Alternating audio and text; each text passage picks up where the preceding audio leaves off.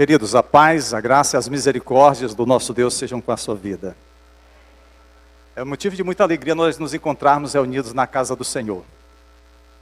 E também queremos dar as boas-vindas àqueles que estão nos acompanhando no nosso canal no YouTube. Se você ainda não está inscrito nesse canal, que você possa se inscrever, acionar lá o sininho, que é para você poder receber todas as novas postagens. E, claro, deixar lá seu like, os seus comentários. Eu tenho certeza que vai ser um momento assim de edificação para as nossas vidas, estarmos conversando um pouco mais a miúde com você. Nessa noite, nós estamos felizes por estarmos na casa do Senhor. É um momento de celebração. Nós estamos aí no segundo domingo do mês de novembro. Em breve já estaremos entrando aí em dezembro, período de festas de final de ano. Mas até lá nós temos grandes desafios. Todos nós sabemos dos nossos compromissos. E nessa noite, nós vamos estar meditando na palavra de Deus sobre um momento especial na vida de Jesus Cristo. Talvez o período ou o momento mais intenso, mais forte, mais impactante, que é exatamente o momento da sua crucificação. Acompanhe a leitura da palavra de Deus no Evangelho de Lucas, capítulo 23. E nós vamos meditar nos versículos 39 a 43. Versos 39 a 43. Você vai poder, mesmo assentado, acompanhar a leitura da palavra de Deus. Essa passagem registra o diálogo entre Jesus e os dois criminosos ou ladrões. As versões usam a expressão ladrões. Então, tanto algumas vão ter criminosos como ladrões. Isso vai depender muito da versão que você esteja utilizando. E esses homens, eles foram pendurados na cruz, um de cada lado de Jesus. Essa é a conversa que nós queremos ter com vocês sobre o diálogo entre Jesus e aqueles dois homens. Mais especificamente entre um deles.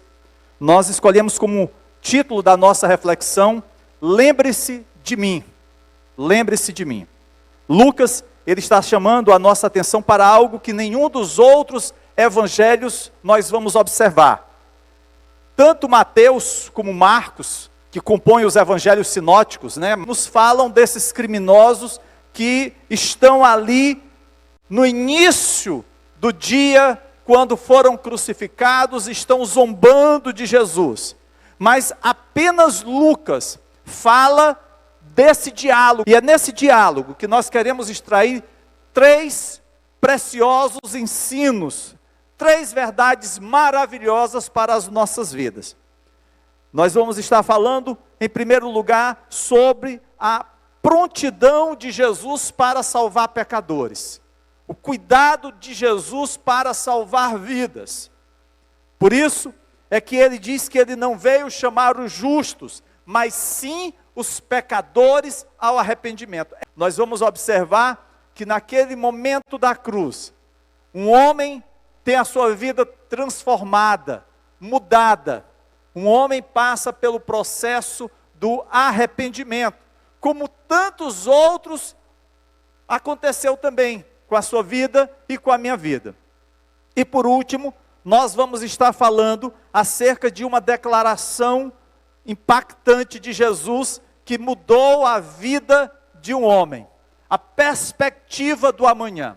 São esses 3 pontos que nós gostaríamos de meditar. Mas antes de passarmos a palavra, feche os seus olhos e vamos orar ao Senhor. Pai Celestial, queremos te agradecer, ó Deus, por sua palavra. Ela é mais desejável do que ouro e mais necessária do que comida ou água, pois não vivemos apenas de pão, mas de cada palavra que sai da boca, que o teu servo está te ouvindo. Pedimos, ó Deus, em nome de Jesus. Amém. Glória a Deus. Acompanhe a leitura do Evangelho de Lucas, capítulo 23, começando no versículo 39. Diz assim a palavra de Deus. Um dos criminosos que ali estavam dependurados lançava-lhe insultos. Você não é o Cristo? Salve-se a si mesmo e a nós. Mas o outro criminoso repreendeu dizendo, você não teme a Deus, nem estando sob a mesma sentença? Nós estamos sendo punidos com justiça, porque estamos recebendo o que os nossos atos merecem. mas este homem não cometeu mal nenhum. Então ele disse: Jesus, lembra-te de mim quando entrares no teu reino. Jesus lhe respondeu: eu lhe garanto, hoje você estará comigo no paraíso. Aleluia! Assim termina a santa palavra de Deus, a palavra inspirada, a palavra inerrante que o Senhor tem trazido às nossas vidas.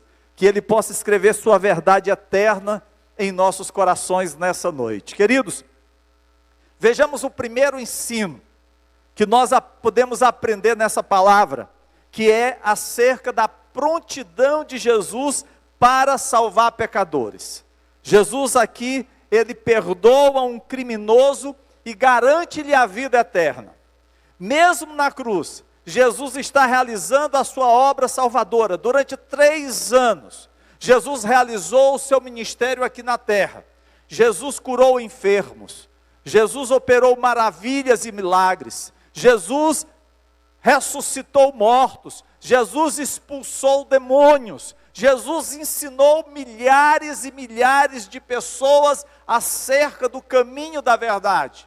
Mas nesse instante, no momento áureo do seu ministério, quando ele está no madeiro, quando ele está pregado na cruz, ao lado de 2 criminosos, Jesus continua amando vidas. Jesus continua anunciando a palavra da salvação. E é isso que ele faz nesse momento. Ele está sempre pronto para salvar o pecador, para salvar o perdido.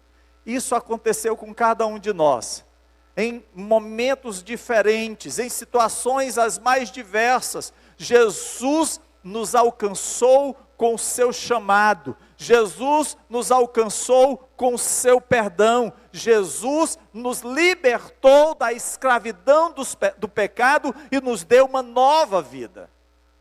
Isso, queridos, está prestes a acontecer na vida de um dos ladrões.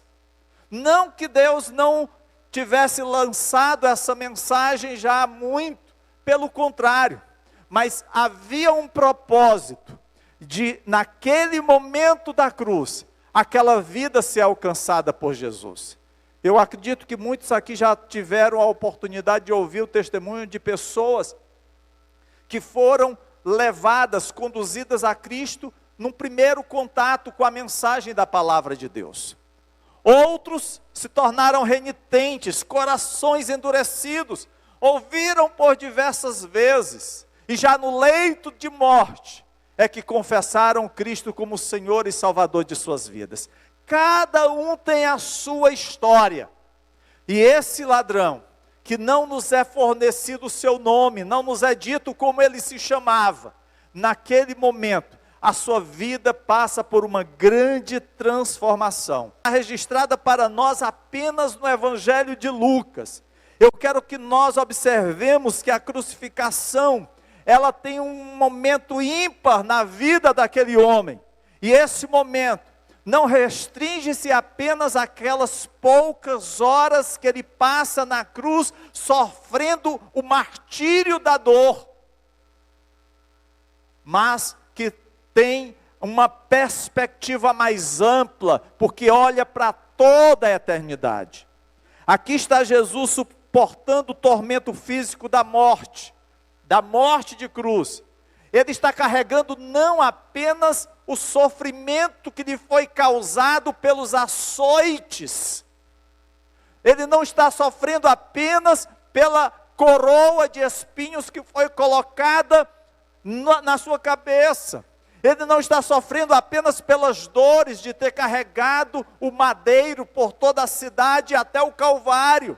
Ele não está sofrendo apenas por terem sido colocados pregos nas suas mãos e nos seus pés. Ele está sofrendo porque ele estava levando sobre si os nossos pecados. Esse certamente é o maior peso, porque é o peso da ira de Deus que ele estava tomando para si. A condenação que seria minha e sua, ele levou na cruz. Jesus, certa vez, ele disse: o Filho do Homem veio buscar e salvar o que se havia perdido.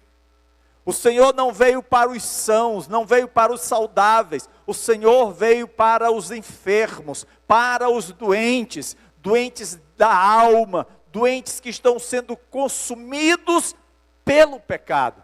E a estes Jesus veio curar, veio buscar.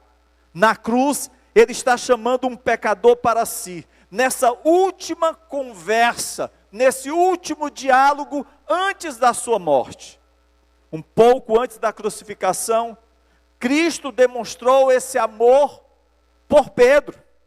Quando Pedro negou, vocês se lembram? Pedro estava acompanhando todo o julgamento de Jesus, assim um pouco afastado, para não ser reconhecido como um dos discípulos de Cristo.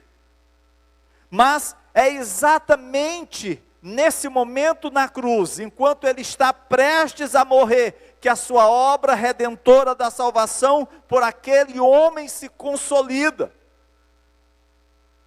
Mesmo na cruz, ele está fazendo a sua obra, e ele fornece a base, para que todos nós confiemos nele. Ele também está focado nesse ladrão que precisa desesperadamente ouvir a sua palavra.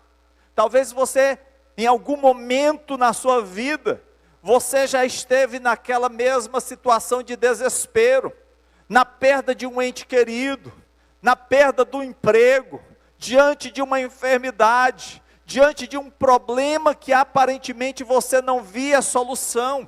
E aí nesse momento de desespero, de angústia, de medo, de dúvida, você recorre ao Senhor, você bate a porta, e o Senhor abre a porta, e você recebe do Senhor o conforto, o consolo, a resposta para o teu problema. É por isso que naquele momento, o Senhor Jesus traz uma palavra de conforto àquela pessoa, àquele criminoso, quando ele diz: eu te garanto, hoje você estará comigo no paraíso. Aquelas palavras realmente caíram sobre aquele homem, no momento de desespero, como que matando a sede ao sedento, trazendo alegria àquele que já não tinha mais nenhuma perspectiva na vida. Como diz o livro de Hebreus no capítulo 7, versículo 25, Ele é poderoso para salvar definitivamente aqueles que por intermédio dele achegam-se a Deus. Ele é poderoso para salvar definitivamente, não é temporariamente. A nossa salvação não se limita aos anos da nossa existência aqui nesse mundo. A palavra de Deus diz aqui no livro de Hebreus que Ele nos salva definitivamente. Não é uma coisa parcial, você não é salvo pela metade. Por isso, queridos, que não existe essa história de crente que está com um pé na igreja e um pé no mundo. Se essa porventura é a situação de alguém nesta noite, o convite de Jesus é que haja reconciliação, ou até melhor, que haja conversão. E aqui está Jesus na cruz, fazendo a obra de um bom pastor, porque Jesus é o bom pastor, e Ele conhece as suas ovelhas, e Ele sabia que ali na cruz havia uma ovelha que pertencia ao seu rebanho. Ele continua fazendo o seu trabalho de mestre, porque ele sabia que ali havia um discípulo seu, um discípulo de última hora, um discípulo que certamente não iria pregar o evangelho, falando às pessoas, mas que pregaria o evangelho com o seu testemunho, com aquilo que Deus estava operando em sua vida. E é exatamente sobre o testemunho desse homem que nós queremos falar nesta noite, quando ele diz: lembra-te de mim. Aqui na cruz, nós vemos Jesus salvando, não só no sentido de expiar os nossos pecados, mas no sentido de ir atrás dessa ovelha perdida, desse ladrão que está conversando com ele. É por isso, queridos, que não existe ninguém que não possa ser alcançado por Cristo. Por mais terrível que seja o histórico de uma pessoa, por mais horrendo que seja o passado de alguém, Deus pode libertar, Deus pode restaurar. É por isso que Paulo pôde dizer: miserável homem que sou, quem poderá me livrar do peso dessa morte? Mas ele reconhece em Cristo aquele que pode resgatá-lo, aquele que pode salvá-lo. É essa a nossa esperança, queridos. É isso que traz alento e conforto ao nosso coração. E você sabe o que é notável nessa passagem? É que Jesus disse que veio para salvar pecadores. E quem está conversando com ele? Um criminoso condenado. E não somente isso, aquele homem admite que merece receber o castigo que está tendo nessa terrível morte de cruz. Veja no versículo 41, quando ele fala para o outro criminoso, ele diz: estamos recebendo a devida recompensa por nossos atos. Esse é um criminoso condenado. É um tipo que raramente se encontra. Você vai, por exemplo, visitar um presídio, e é incrível, porque todos lá se dizem inocentes. Afirmam que foram condenados injustamente, que não roubaram, é porque estavam passando, e aí estava lá a bicicleta, e a bicicleta diz: vai, me leva, me leva, me leva, e ele foi e levou, mas ele não é ladrão.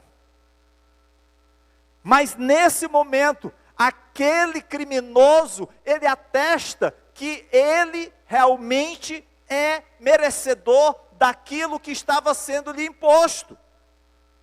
Esse homem está dizendo: olha, nós estamos recebendo a devida recompensa por nossos atos. E aí ele se refere a Jesus e disse: hoje, esse que aqui está, não tem motivos para tanto. Ele não é merecedor de estar aqui, nós somos. Esse versículo, queridos, ensina claramente a salvação somente pela graça por meio da fé em Cristo. A salvação não acontece porque esse ladrão era uma boa pessoa, porque ele havia sido condenado injustamente. Alguém poderia dizer: não, ele foi condenado porque o Império Romano perseguia os judeus. Ou então, ele foi condenado porque os seus pais não lhe deram uma boa educação, e ele acabou se estragando pelas ruas da cidade de Jerusalém. Não, ele foi condenado porque a sociedade é má, não lhe ofereceu as condições necessárias para que ele fosse um bom homem. Mas naquele momento, ele reconhece a sua situação, ele se diz merecedor daquela condenação. A salvação, queridos, não acontece porque esse ladrão fosse uma boa pessoa, até porque a palavra de Deus diz que a bondade do homem é como sepulcro caiado. Jesus, na verdade, o perdoou, Jesus o acolheu no paraíso, não porque ele merecesse, mas porque Jesus pagou por seus pecados. Jesus o perdoou e Jesus o recebeu gratuitamente em sua presença. Amados, a nossa salvação, ela não acontece por causa das nossas boas obras. A nossa salvação não é mérito nosso, é obra do Senhor. Foi porque Ele morreu na cruz por amor de nós. É graça, graça do Senhor. É por isso que a prontidão de Jesus para salvar se dá inclusive enquanto Ele está na cruz. Jesus não desperdiça o tempo para levar as boas novas de salvação. E aí, queridos, eu fico pensando nas diversas oportunidades que nós temos de semear a boa semente do Evangelho. E quantas vezes nós justificamos em não fazê-lo? Quantas vezes nós temos a oportunidade de falar de Jesus para os nossos colegas de faculdade, de trabalho, de escola, para os nossos parentes, para os nossos vizinhos, e simplesmente nós emudecemos, nós nos silenciamos, nós nos calamos, nós nos omitimos. Infelizmente. Mas naquele momento, na cruz, Jesus continua a falar acerca de salvação. É isso que precisa existir em nossos corações, arder em nossos lábios o desejo de proclamar a palavra de Deus. Ah, pastor, mas nós estamos vivendo uma pandemia, nós não temos condições de sair. Nós não temos a liberdade de outrora, de estarmos visitando um e outro. Graças a Deus que nós estamos até tendo a oportunidade de receber os irmãos aqui nessa noite, no culto presencial. Mas nós já tivemos dias em que não nos foi permitido ter reuniões como essa, em que os cultos aconteciam apenas através de lives pela internet. Mas, amados, quantas ferramentas o Senhor não nos tem oportunizado para anunciar a palavra de Deus? Às vezes é uma ligação telefônica, às vezes é um WhatsApp que você usa, um Facebook, um Instagram, seja lá o que for. A gente vê tantas publicações no nosso dia a dia, coisas boas, vale salientar. É certo que tem muita porcaria, muita coisa ruim, mas tem muita coisa boa que os irmãos publicam, trazem informações, compartilham, socializam. Tudo isso é bom. Aproveite essas oportunidades. Semeie a boa semente do Evangelho. É isso que Jesus está fazendo nesse momento na cruz, no apagar das luzes do seu ministério nessa terra. O que é que nós temos feito? Será que nós temos conseguido semear a boa semente em terreno fértil?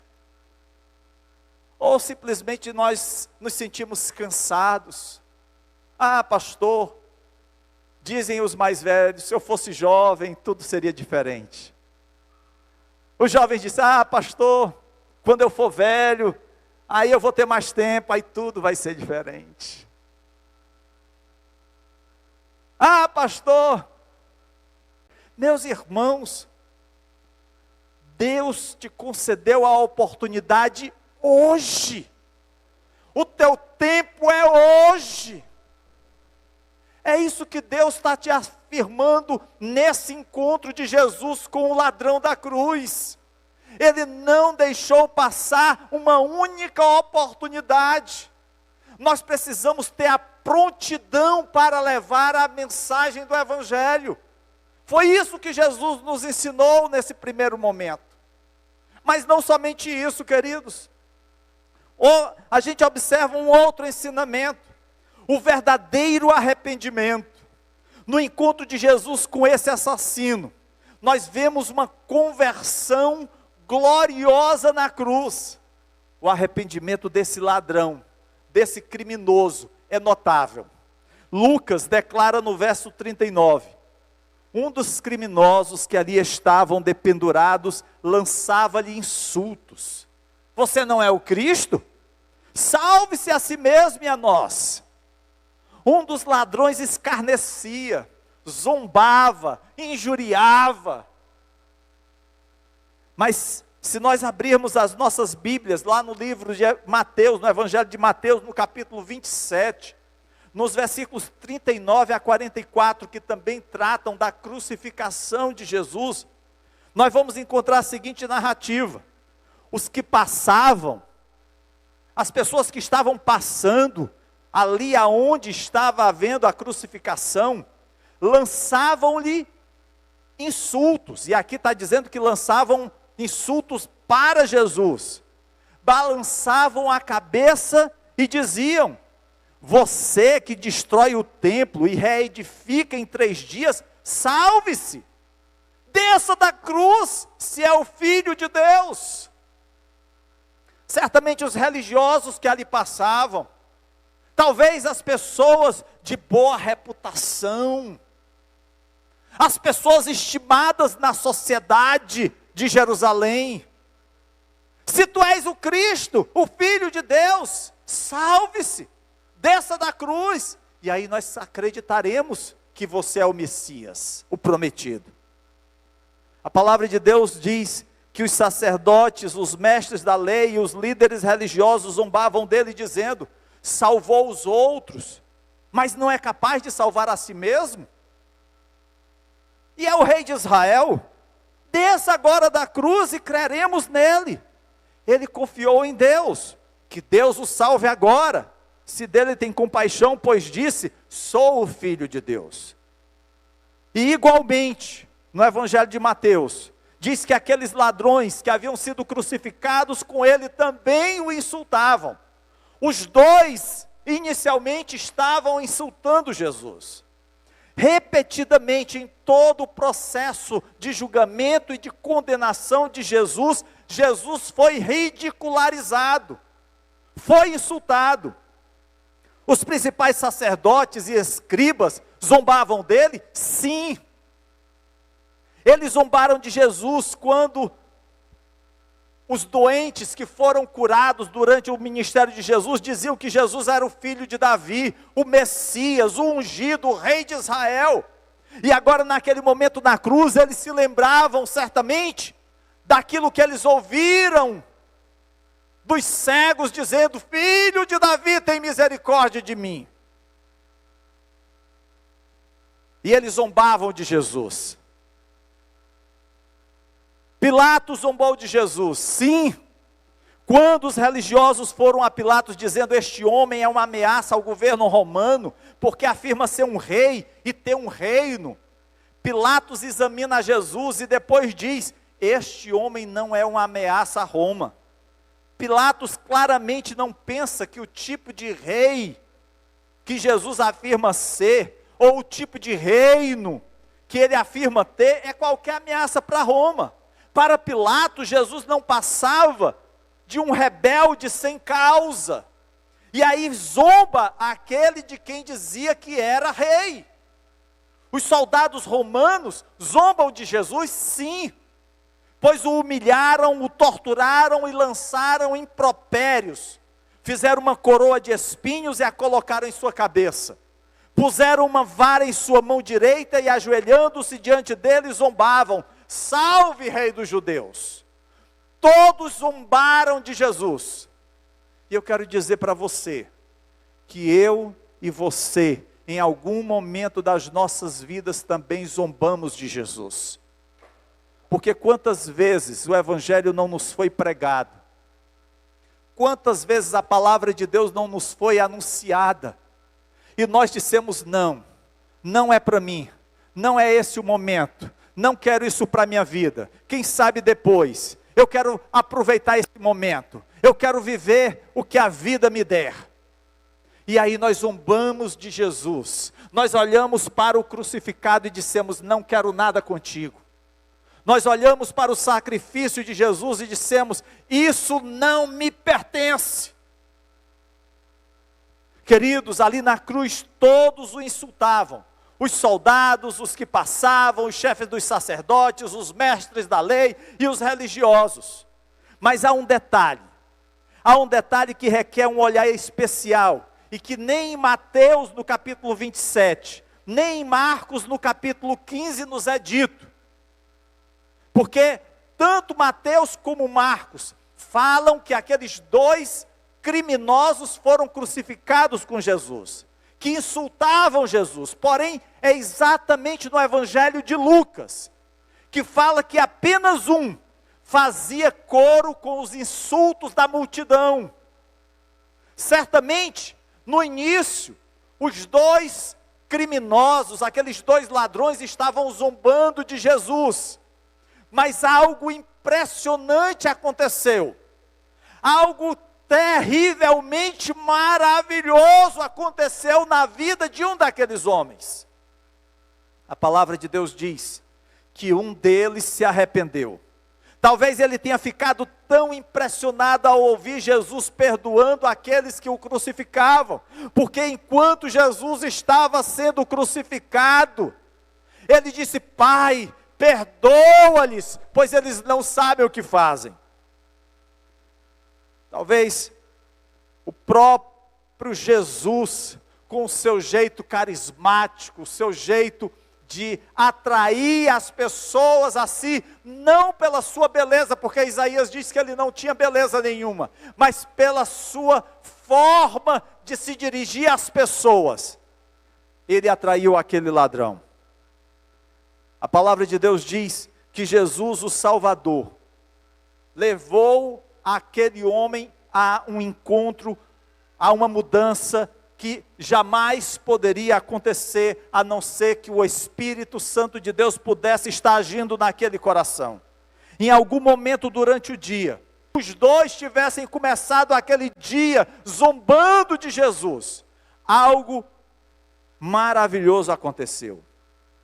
De repente, ele começa a repreender o outro criminoso. Ele diz: você não teme a Deus, nem estando sob a mesma sentença? Nós estamos sendo punidos com justiça, porque estamos recebendo o que os nossos atos merecem, mas este homem não cometeu nenhum mal. E aí de repente, ele pede a Jesus: lembra-te de mim quando entrares no teu reino. Queridos, de repente a vida desse homem teve uma mudança radical. E você me pergunta: pastor, o que aconteceu com esse ladrão? Bem, eu acredito que ali foi a ação de Deus na sua vida. Como da mesma forma é a ação de Deus que traz o pecador à sua presença. Não é simplesmente um desejo do homem de se achegar, de se aproximar de Deus. Pelo contrário, o desejo do homem sempre vai ser de se aproximar e de se achegar ao pecado. Mas naquele momento, algo diferente aconteceu. Ele vem até Jesus. Ele vem a Jesus não como aquele que foi injustiçado e que estava na cruz. Ele não olha para Jesus como quem está olhando para um revoltado. Alguém que pudesse estar chateado com a sociedade por tê-lo levado à cruz. Ele olha para Jesus e contempla como um cordeiro que foi levado ao matadouro. E como uma ovelha que diante de seus tosqueadores ficou calada, não abriu a sua boca.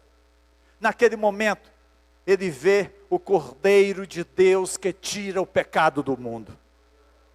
Esse homem está claramente impressionado, tanto com o caráter de Jesus, com a sua integridade, porque certamente aqueles malfeitores, aqueles assassinos, blasfemavam contra Deus, lançavam injúrias contra a sociedade, zombavam dos soldados que o estavam colocando naquela cruz, mas Jesus estava calado. E quando Jesus falava, era para pedir ao Pai, que o Pai os perdoasse, porque não sabiam o que faziam. Esse homem, queridos, ele tem a certeza de que algo mudou na sua vida.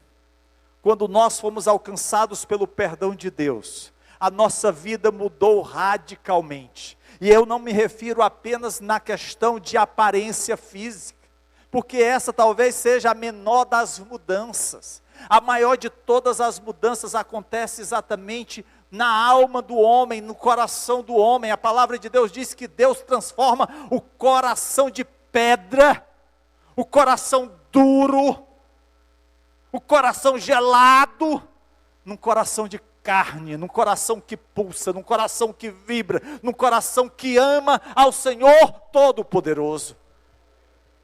Mas você vê não apenas essa mudança radical na vida daquele homem, você vê aquele ladrão, ou melhor, ex-ladrão, dizendo: Jesus, lembra-te de mim, quando entrares no teu reino.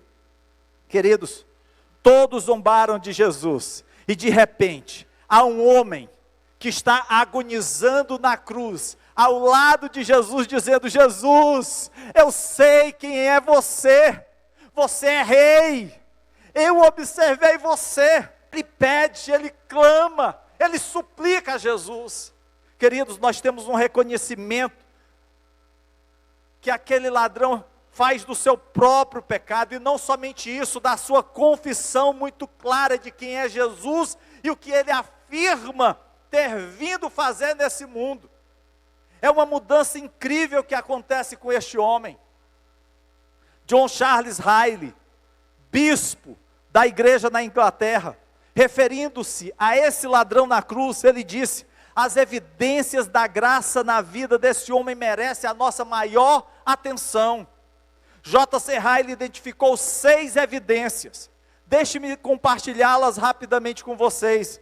A primeira evidência: observe a preocupação daquele ladrão com a maldade de seu companheiro que insultava Jesus.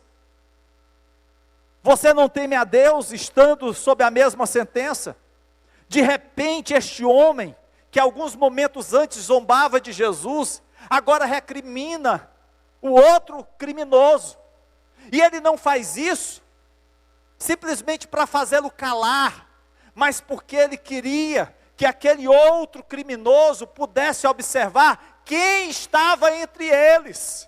Queridos, o desejo de pregar, de levar as boas novas, é a primeira evidência que houve uma transformação nas nossas vidas. Nós não nos calamos. Quando nós somos alcançados por Jesus, nós queremos testemunhar às pessoas aquilo que Jesus operou nas nossas vidas. Nós queremos levar as boas novas para aqueles que estão nas trevas, como outrora estávamos.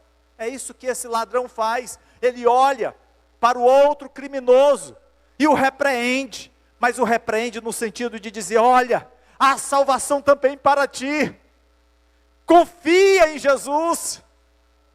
A segunda evidência, o reconhecimento total que ele dá sobre o seu pecado. Ele diz: nós estamos sendo punidos com justiça, porque recebemos o que os nossos atos merecem. Eu mereço isso. Em outras palavras, aquele homem diz, ele admite a sua própria culpa. Ele está na cruz, morrendo de uma morte lenta e dolorosa, mas ele diz: eu sou culpado.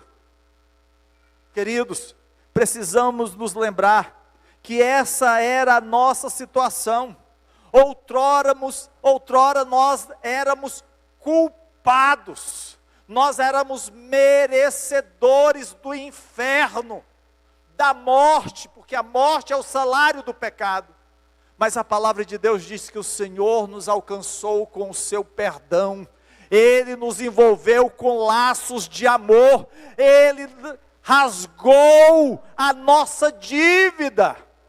E hoje nós somos chamados filhos de Deus. Foi uma conquista de Cristo na cruz. Não foi uma conquista sua ao confessá-lo publicamente. Não foi uma conquista sua ao dizer que quer Jesus na sua vida. Tudo isso é bênção. Mas para que você chegasse aonde você chegou, Cristo precisou enfrentar a morte, morrer no seu lugar e no meu lugar, porque nós, como aquele ladrão, podemos dizer: Senhor, eu sou culpado, eu sou merecedor, mas lembra-te de mim. Terceira evidência, aquele homem confessa a Jesus, quando ele diz que Jesus é inocente. E aí, queridos, a gente ao ler a história do julgamento de Jesus, a gente vai observar que Pilatos, o governador romano da Palestina, declarou que Jesus era inocente. Herodes, o governante judeu de uma parte da Palestina, também disse que Jesus era inocente. E naquele momento, aquele ladrão, aquele criminoso diz: ele é inocente, ele não é merecedor de estar aqui. Ele não está na cruz porque é um criminoso, pois ele não era um criminoso. Ele não está na cruz porque ele fez algo mal, ele não fez nada de mal. Ele estava na cruz porque ele é o sacrifício de Deus. Ele é aquele que tomou o nosso lugar na cruz do Calvário. Ele não tinha pecados, ele não merecia ser punido dessa forma, ele não merecia estar na cruz, mas ele precisava fazê-lo, porque se ele não estivesse na cruz, nós estaríamos mortos nos nossos delitos e pecados, nós estaríamos eternamente separados de Deus. Quarta evidência, observe sua fé no poder de Jesus e na vontade de salvá-lo. Aquele ladrão se vira para o servo sofredor, para o Messias crucificado e diz: Jesus, lembra-te de mim quando entrares no teu reino. Aquele homem teve fé, queridos. Ele estava à beira da morte. Ele não esperava que Jesus operasse um milagre e o tirasse da cruz. Ele não esperava que os discípulos de Jesus se rebelassem contra os romanos e os tirassem daquela morte terrível. Não. Naquele momento ele dá um passo de fé. Ele crê. Ele crê no reino eterno de Jesus. Essa é a nossa crença, essa é a nossa esperança, esse é o nosso sonho, esse é o nosso anseio, de um dia estarmos eternamente na presença do nosso Deus. Lá no livro de Apocalipse fala que estaremos participando das bodas do Cordeiro. O hino da harpa cristã diz que serão tantos como a areia da praia, tantos como a areia do mar, porque todos os salvos de todos os tempos, de todos os lugares, um dia serão reunidos na presença do nosso Deus, estaremos eternamente diante do Senhor, pela fé. E isso não é de nós, é do Senhor. Quinta evidência, aquele assassino ora, a sua petição, a sua súplica, a sua oração foi: lembra-te de mim quando entrares no teu reino. Talvez essa tenha sido a sua última oração. Talvez aquele homem não tivesse tido uma vida tão religiosa. Ele era judeu, mas talvez fosse alguém que não tivesse muito compromisso com o templo, com as coisas do Senhor. Mas naquele instante último, ele se reconcilia com Deus, ele dá um passo em direção ao Senhor. Querido, você que ainda não confessou a Jesus como Senhor e Salvador, veja o exemplo, o testemunho desse homem. Não deixe para amanhã o que você precisa fazer agora. Nós não sabemos quantos dias teremos pela frente, quantas horas, quantos minutos. A única coisa que sabemos, amados, é que há algo que nos garante a eternidade com o Senhor, e é Jesus. A palavra de Deus diz: eu sou o caminho, a verdade e a vida, ninguém vem ao Pai a não ser por mim. Não há outra forma de nos achegarmos a Deus. Não adianta bater noutra porta, não adianta buscar outro nome, porque acima dos céus, abaixo da terra, não existe outro nome a não ser o nome de Jesus. Sexta evidência, o último passo dado por aquele homem foi a sua humildade. Ele implorou para ser lembrado pelo Senhor. Jesus estava na cruz, da mesma forma que aquele condenado assassino também estava, mas naquele momento ele se humilha. Ele reconhece que Jesus é diferente, que ele não é merecedor de dirigir a sua palavra a Jesus, mas ele suplica em oração. Queridos, alguns podem dizer: ah, pastor, será que Deus quer alguma coisa comigo? Eu já cometi tantos erros, a minha vida está tão torta, tão errada, são tantos os pecados, uma vida de devassidão. Mas eu quero te dizer nessa noite: venha para Jesus como você está, porque se alguém que pode te limpar de toda mancha, de todo pecado, é Jesus. É Ele que pode curar as tuas enfermidades, sarar as tuas dores, somente Ele. Queridos, como nós falamos antes, nós não sabemos o que levou à conversão daquele homem. mas a marca da graça de Deus neste homem dá evidências da sua mudança de vida. E aí nós precisamos fazer a seguinte pergunta para nós mesmos: será que nós temos as marcas desse tipo de conversão?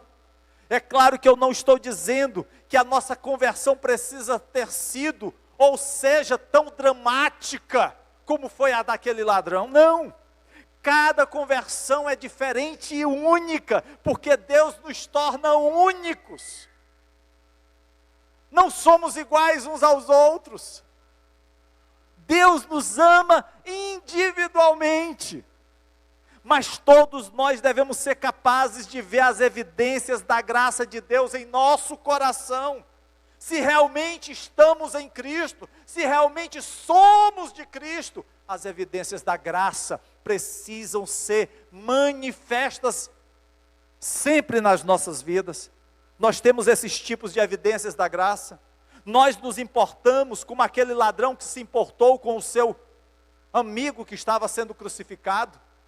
Será que nós nos importamos com os outros para levar-lhes o Evangelho? Ou dizemos, cada um por si, Deus por todos?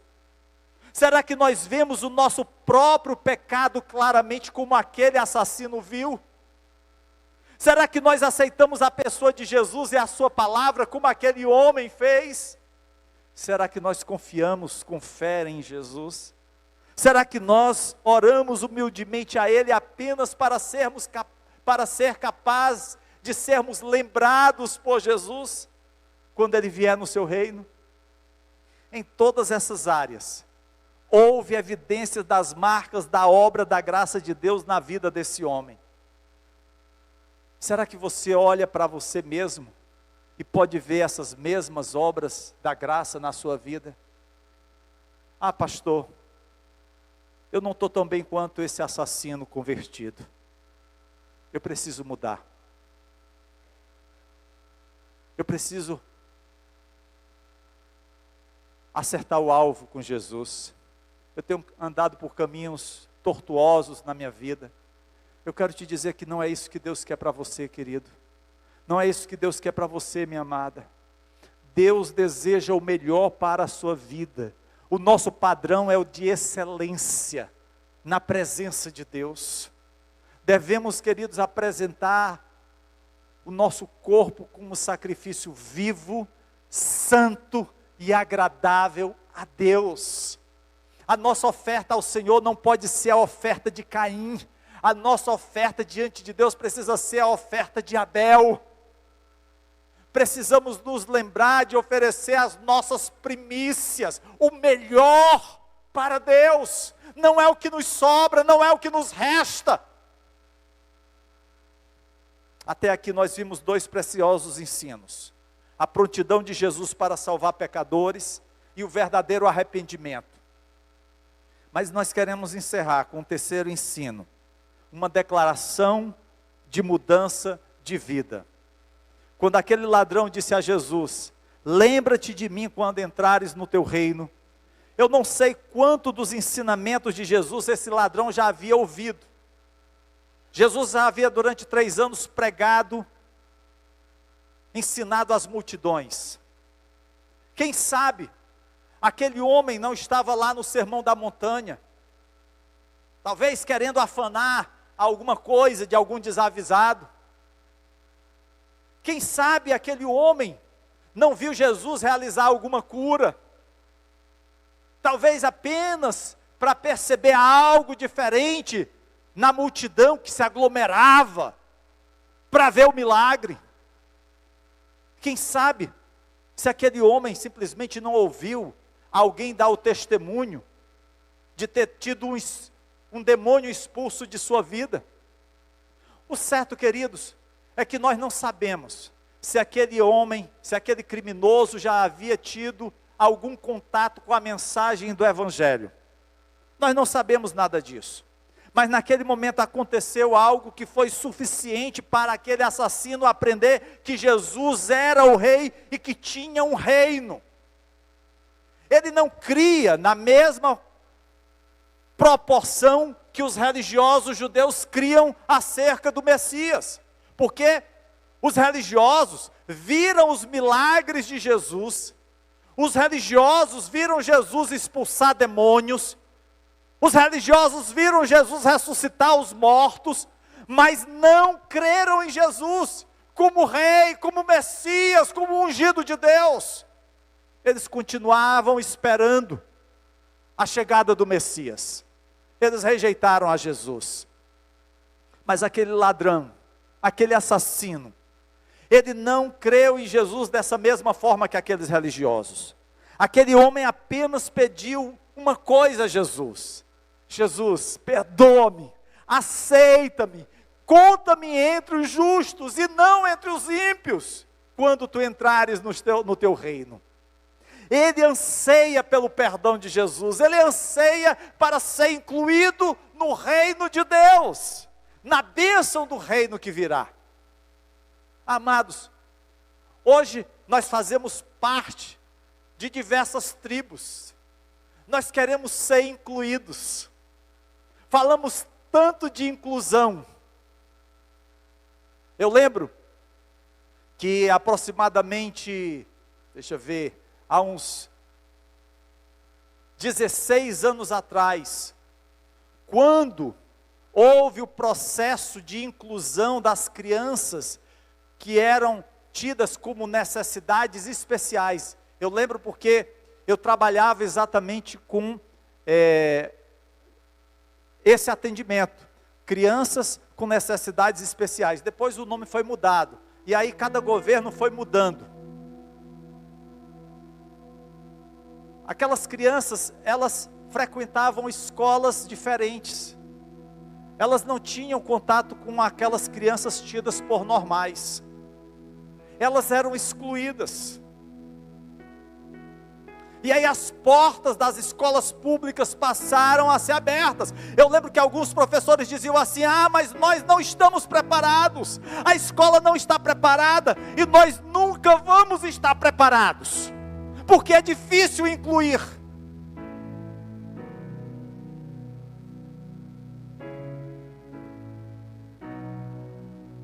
Quantos, queridos, não já lutaram pelos seus direitos? A luta pelo voto das mulheres, porque não podiam votar. A luta contra o trabalho infantil, que explorava as crianças.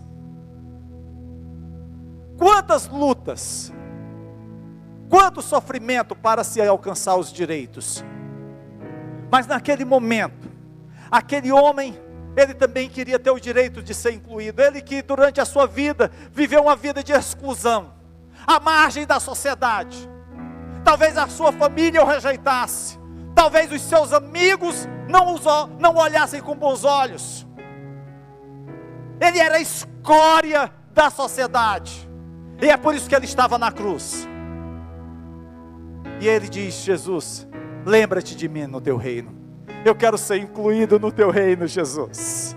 Queridos, nós estávamos assim, excluídos do reino de Deus, estávamos afastados do Senhor, mas a palavra de Deus diz que Ele estendeu a sua mão em nossa direção. Ele olhou para você e para mim, Ele nos alcançou com o seu amor, assim como fez com aquele homem. Aquele homem diz: Jesus, lembra-te de mim quando entrares no teu reino.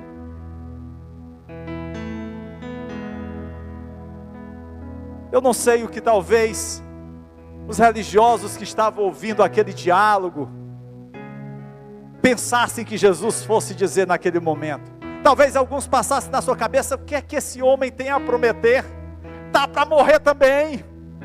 Mas naquele instante, Jesus diz: eu lhe garanto, não é promessa de político, não é promessa de marido infiel, não é promessa de bandido, é a promessa do Filho de Deus. E Ele diz: hoje você estará comigo no paraíso. Nessa pequena frase, Jesus nos ensina verdades maravilhosas. A primeira delas é que depois da morte, nós estaremos com Jesus. A resposta de Jesus é impactante. Ele diz: hoje você estará comigo. Não apenas no final dos tempos, não na ressurreição dos mortos, mas hoje você estará comigo. O anúncio de Jesus para aquele homem foi hoje. Queridos,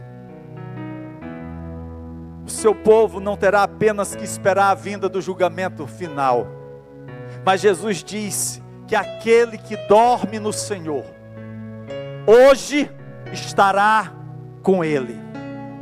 É uma indicação de que o que Ele fez na cruz, queridos, é uma vitória sobre o pecado, é uma vitória sobre a morte, é uma vitória sobre a sepultura.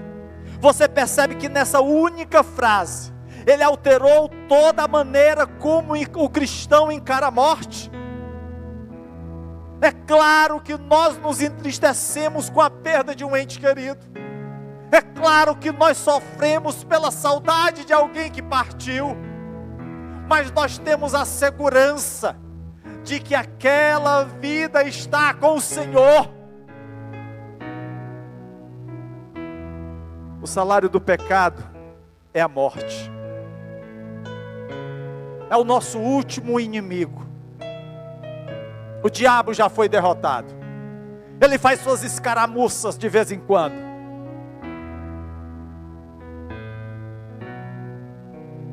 Mas Jesus está dizendo: eu quero que você saiba que se você confiar em mim, no minuto, no segundo, no nanosegundo que você fechar os olhos na morte, você estará comigo. Hoje você estará comigo. E não somente está com Jesus, a palavra de Deus diz a segunda verdade: estaremos no paraíso, a morada dos justos, o seio de Abraão. Jesus aqui está nessa frase tão curta dizendo que no instante em que o crente fecha os olhos na morte, ela estará no paraíso. Esse, queridos, é um dos maiores mistérios da palavra, porque enquanto nós aguardamos a ressurreição dos mortos, Jesus diz que nós estaremos com Ele no paraíso. A nossa mente é limitada, não entende. Mas como afirma a palavra de Deus lá em Deuteronômio capítulo 29, versículo 29, as coisas encobertas pertencem ao Senhor, ao nosso Deus, mas as reveladas pertencem a nós e aos nossos filhos para sempre. Nós não entendemos isso, é mistério. Mas o paraíso, queridos, é promessa de Jesus.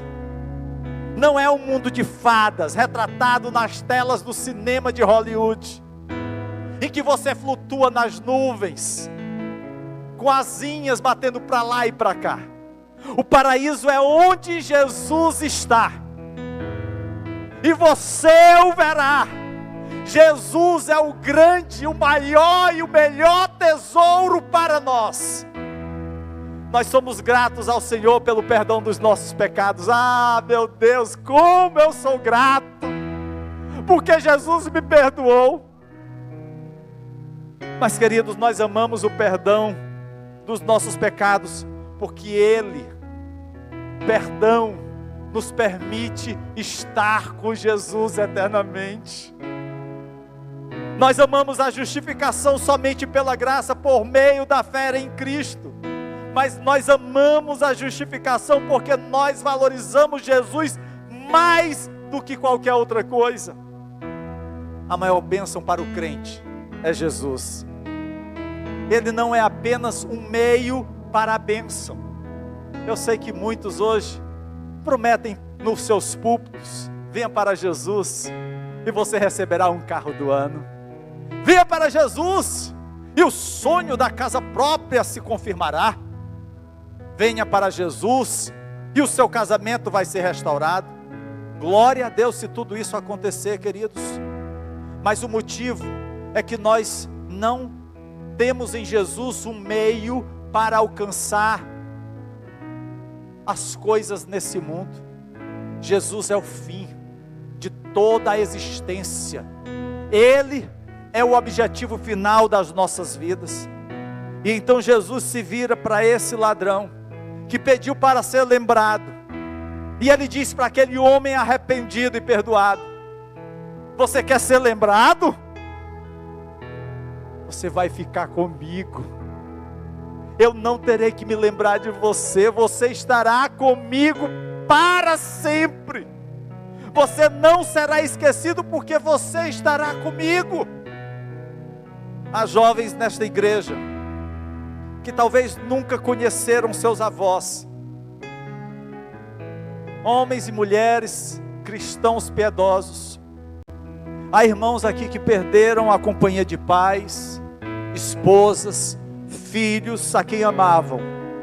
Mas um dia estaremos todos juntos. Nada mais nos separará.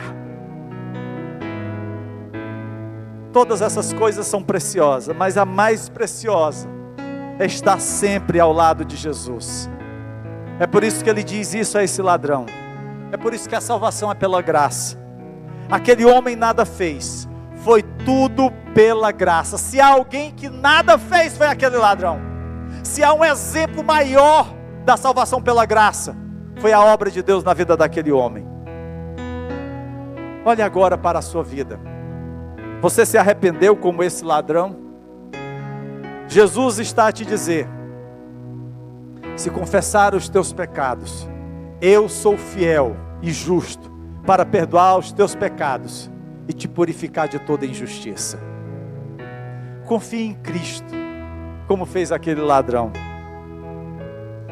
Mas eu também quero te fazer um alerta, a você que está aqui na igreja nessa noite, a você que está nos acompanhando através do nosso canal no YouTube.